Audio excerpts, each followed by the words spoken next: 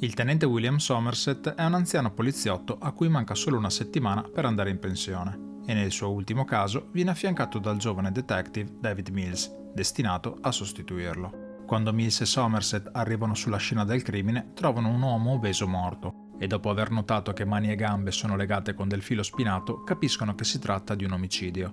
Mentre Somerset continua a esaminare il corpo, Mills non smette di parlare e, avendo bisogno di silenzio per pensare, gli chiede di andare a intervistare i vicini, lasciando intendere che lo sta disturbando. Più tardi, il medico forense rivela che l'uomo è stato costretto a mangiare forzatamente per 12 ore di fila fino a morire. L'assassino poi gli ha dato un calcio allo stomaco facendolo scoppiare. Somerset è dell'opinione che non ha senso perdere così tanto tempo per uccidere qualcuno, a meno che l'atto stesso non abbia un significato, e non essendoci alcun movente è convinto che ci saranno una serie di omicidi. Il capitano esprime dei dubbi a riguardo e crede semplicemente che qualcuno volesse torturare la vittima. Ad ogni modo, essendo la sua ultima settimana di lavoro, Somerset dice al capitano di non voler occuparsi del caso, ma aggiunge anche che questo non è un buon primo incarico per Mills. Quest'ultimo prova a protestare, ma il capitano è d'accordo con Somerset e lo riassegna. Il giorno seguente vediamo Mills schivare dei giornalisti, mentre entra in un palazzo in cui è stato assassinato un famigerato avvocato difensore di criminali. A causa della riluttanza di Somerset a condurre il caso, l'esame della scena del crimine è stata momentaneamente affidata a lui. Sul tappeto dell'ufficio trova la scritta avarizia e sulla foto della moglie sono stati disegnati una sorta di occhiali con il sangue.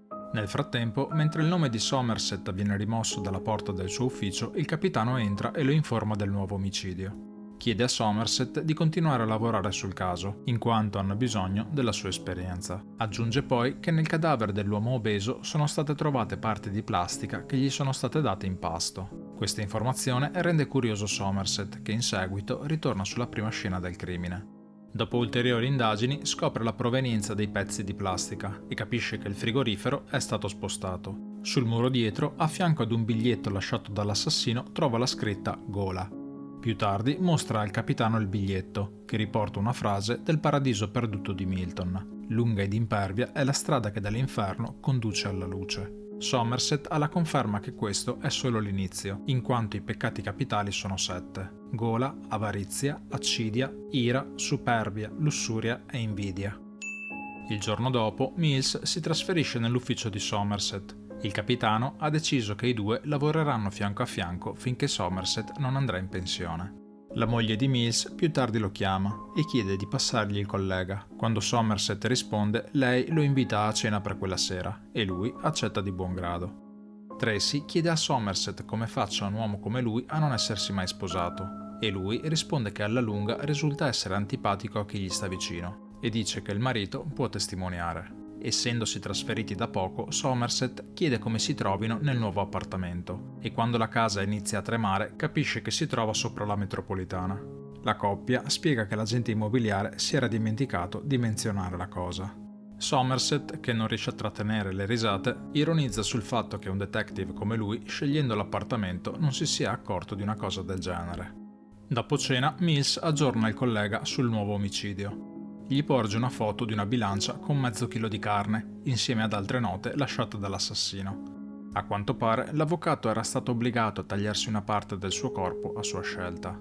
Sono perplessi su come l'assassino sia entrato e uscito senza lasciare alcuna prova, e Somerset afferma che hanno bisogno di trovare un indizio su cui focalizzarsi. Mills gli fa notare che sulla foto della moglie erano disegnati degli occhiali con il sangue.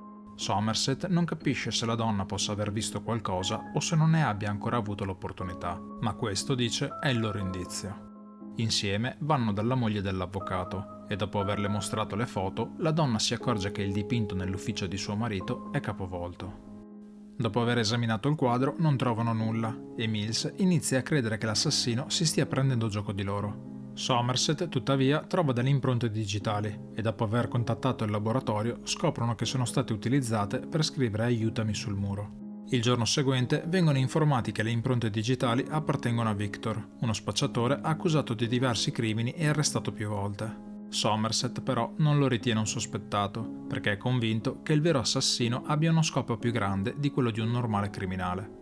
Accompagnati da una squadra d'assalto speciale, irrompono nell'appartamento dell'uomo e scoprono che in realtà Victor è la terza vittima. Guardando le foto scattate dall'assassino, scoprono che l'uomo giace lì da un anno a rappresentare il peccato di accidia, come riportato sul muro.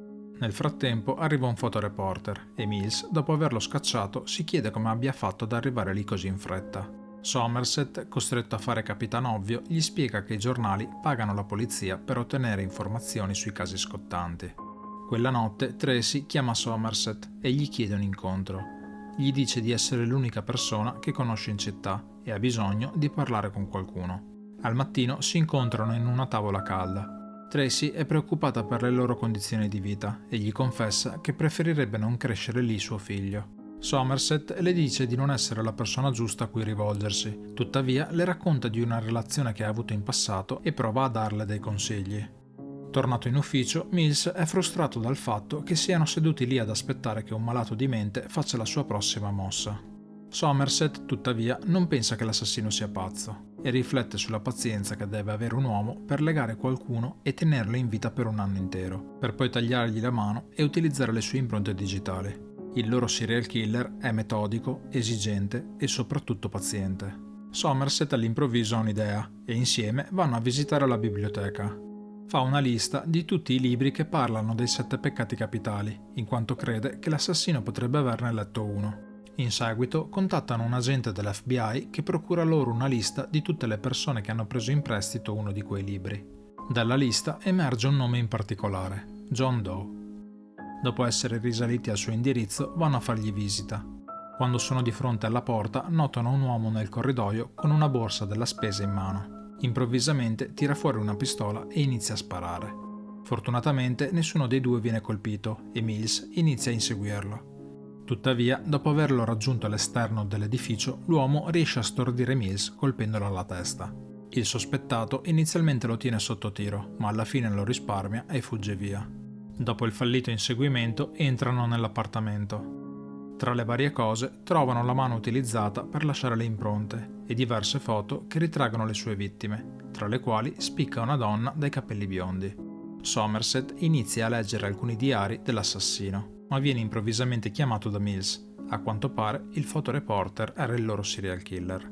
In seguito la squadra forense li informa di non essere riuscita a trovare alcuna impronta digitale. All'improvviso il telefono dell'appartamento squilla. È l'assassino che dice di provare ammirazione per gli agenti delle forze dell'ordine e si scusa con Mills per averlo ferito durante l'inseguimento. A causa di questi eventi ha dovuto modificare il suo piano, ma assicura loro che avranno una sorpresa.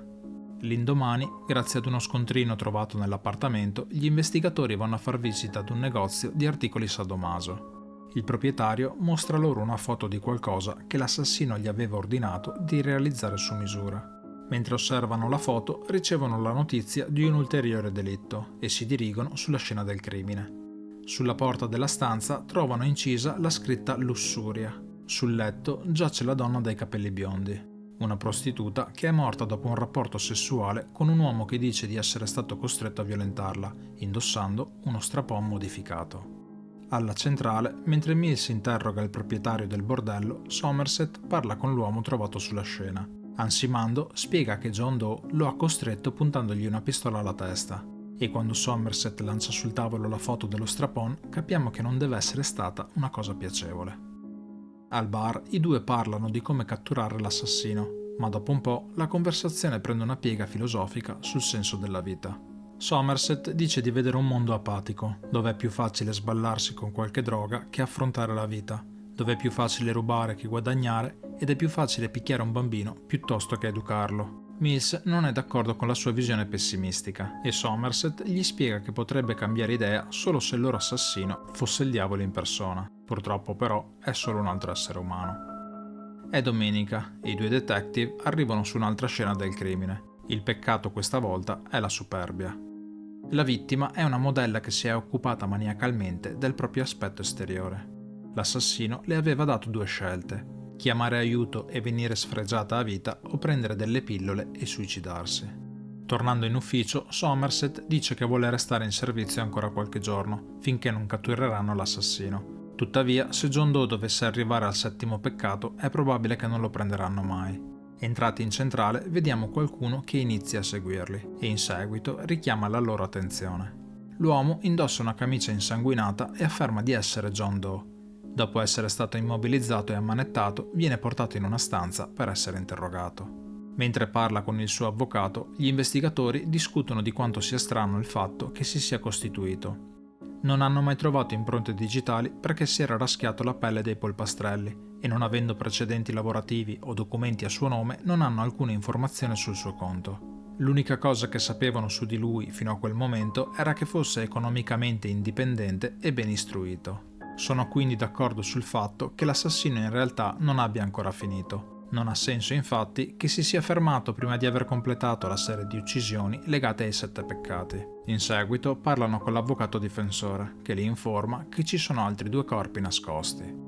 Il suo cliente li porterà i cadaveri alle 18 in punto, a patto che venga accompagnato dagli investigatori che dice di ammirare. Nel caso in cui dovessero rifiutare, minaccia di dichiararsi pazzo. Se accetteranno però, non solo mostrerà loro i corpi, ma scriverà anche una confessione completa e si dichiarerà colpevole. Somerset e Mills accettano le condizioni. Sono quasi le 18 e i 2, dopo aver indossato dei microfoni e dei giubbetti antiproiettile, si mettono in macchina seguiti da un elicottero.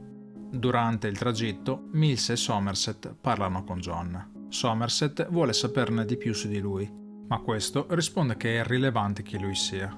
Mills ha dei dubbi sul fatto che li voglia condurre semplicemente ai cadaveri, ma John lo rassicura e gli promette che troveranno tutte le risposte nell'ultimo atto del suo lavoro. Tuttavia, quando Mills insiste sul fatto che le vittime fossero degli innocenti, perde per la prima volta la pazienza. Ai suoi occhi, le persone tollerano i peccati capitali a causa della loro banalità e spera di poter cambiare questa cosa grazie al suo lavoro. Infine, dice a Mills che dovrebbe ringraziarlo perché è grazie a lui se in seguito verrà ricordato, e l'unica ragione per cui è qui è perché si è fatto catturare. Gli ricorda che se è ancora vivo è solo perché lui lo ha risparmiato, e John vuole che questa cosa se la ricordi per il resto della sua vita, o meglio, per il resto della vita che lui gli permette di avere. Una volta arrivati a destinazione, si ritrovano in mezzo al nulla, circondati solo da dei tralicci, e a causa dei numerosi cavi dell'alta tensione, l'elicottero non può avvicinarsi. Mills fa scendere John dall'auto e, ammanettato, dice agli investigatori di seguirlo. Poco dopo vedono un furgone avvicinarsi e Somerset corre per intercettarlo. L'autista scende e si rivela essere un corriere che ha portato un pacco per il detective Mills. Dopo aver mandato via l'autista, decide di aprire la scatola e quando vede quello che c'è dentro rimane di sasso. John, nel frattempo, ricomincia a parlare della sua ammirazione per Mills, per la sua vita semplice e per la sua bella moglie Tracy. Ammette di averle fatto visita quella mattina e di aver provato a recitare la parte del marito. Tuttavia, la cosa non ha funzionato e per quel motivo ha deciso di prendere un souvenir, la sua testa. Nel frattempo, Somerset è tornato da loro e gli dice di gettare via la pistola. Mills però è confuso e vuole sapere cosa c'è nella scatola.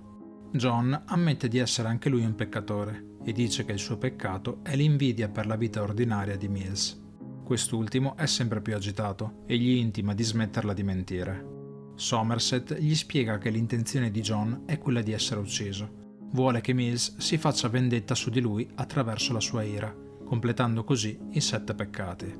John continua a provocarlo, dicendo che sua moglie ha implorato per la sua vita e per la vita del loro bambino, e Mills scopre solo in quel momento che la moglie era incinta. Somerset gli ripete di gettare la pistola, spiegandogli che John può vincere solo se lui gli spara. Tuttavia, preso dalla disperazione e dalla rabbia, Mills uccide l'uomo, completando il suo piano. Nelle scene finali, mentre Mills è seduto nel retro di un'auto della polizia, il capitano dice a Somerset che si prenderanno cura di lui. Quest'ultimo, citando le parole di Hemingway, dice che il mondo è un bel posto e per esso vale la pena di lottare. Tuttavia, afferma di essere d'accordo solo con la seconda parte.